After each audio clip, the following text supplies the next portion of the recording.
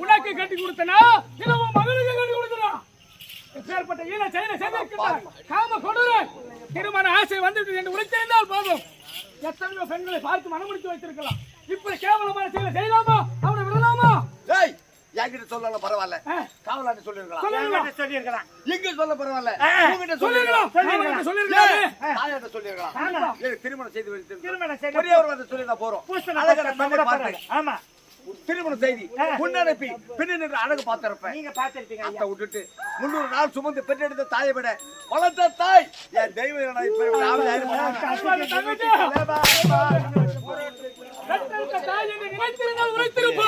அவன் தவறாக நினைத்தான். அம்மா சாப்பாடு கொடுத்தாங்க, பாலும் டீயும் கொடுத்தாங்க. பாலும் பயமும் அம்மா கொடுத்தாங்க. வெளிநாட்டுல வந்துக்கிறான்னு ஆசையா கொடுத்தாங்க. இவன் சாப்பிட்டானா அவன் ஊம்புல தானே அறையில அவன் அறையில தானே படுவான்.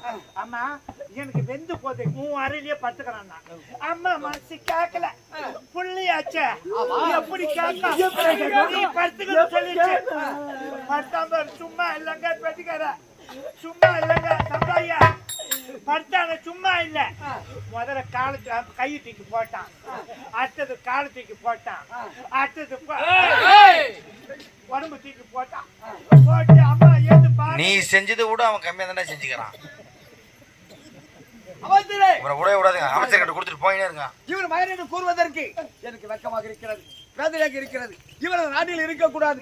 சிறுக சிறுக சித்திரவதை செய்து கண்டத்துடன் வெட்டி காக்கை கழுகுக்கு சிறையிட வேண்டும். இது உன்னை சார்ந்தது. அறவள்ளி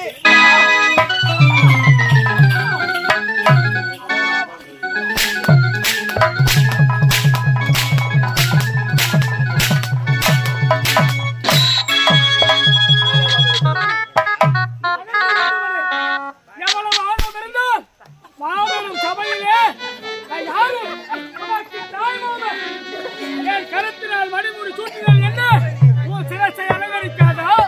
அந்த அரியணையில் அமர்ந்து ஆட்சி செய்ய முடியாதா? என்ன கேட்கிறா? செருப்பு, செருப்போட சிறப்பு தெரியுமா? செருப்போட சிறப்பு தெரியாதனாலதான் என்ன செருப்புன்னு. அந்த செருப்பு 14 ஆண்டு அரசாட்சி செய்தது. அப்பேற்பட்ட செருப்பின் சிறப்பு தெரியாமல் காலில் போடும் செருப்பு 5 ரூபாய் கொடுத்து குங்குமம் வாங்குறோம், நெற்றியிலே திலகமாக சுட்டுகின்றோம். 500 ரூபாய் செருப்பு கொடுத்து வாங்கினா 1000 மணிக்கு வாங்கிக்கோ.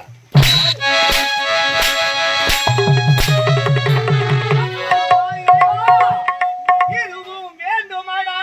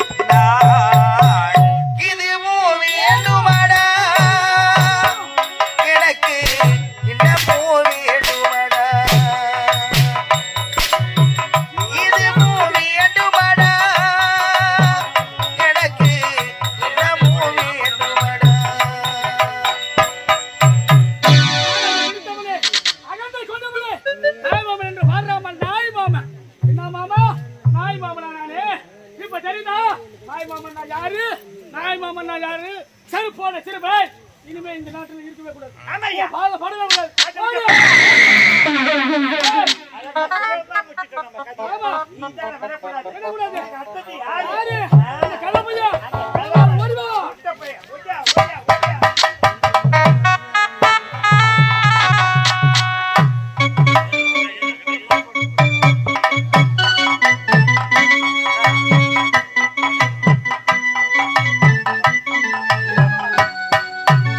எந்த ஒரு தவறும் செய்யாமல் என் மீது வீண்படி சுமத்தி விட்டார்களே அந்த பாவியின் பேச்சை கேட்டுக்கொண்டு என் தந்தையோ என்னை அடித்து சித்திரவதை செய்து இப்படி நாட்டு விட்டு துரத்தி விட்டாரே ஆண்டவா இனிமேல் இந்த பாவி நான் எங்கு செல்வேன் எப்படி வாழ்வேன் ஆண்டவா சத்தியத்தின் சோதனைக்கு